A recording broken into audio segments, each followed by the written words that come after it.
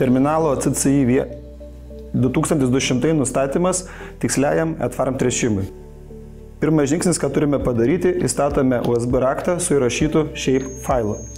Įrenginys nuskaito USB atmintuką, tada spaudžiame 3 taškelius ir pasirinkame CCI kontrolerį. Atsidaro langas, paspaudžiame jį ir išmeta. Spaudžiame viršuje kampe ir mums reikia importuoti mūsų lauką.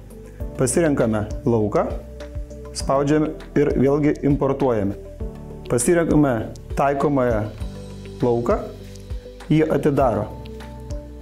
Yra pažymėtas gyva failas toks, tai jis turi taip ir likti. Toliau spaudžiame rodiklytį į priekį, pasirenkame kokiais vienetais mes matuojame. Pasirenkame masę plotais. Uždedame varnelę, spaudžiame rodiklėlę pirmin.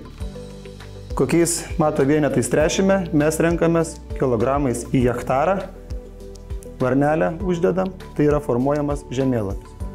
Žemėlapio formavimas užtrunka, kadangi yra nuskaitomas lauko masės plotas.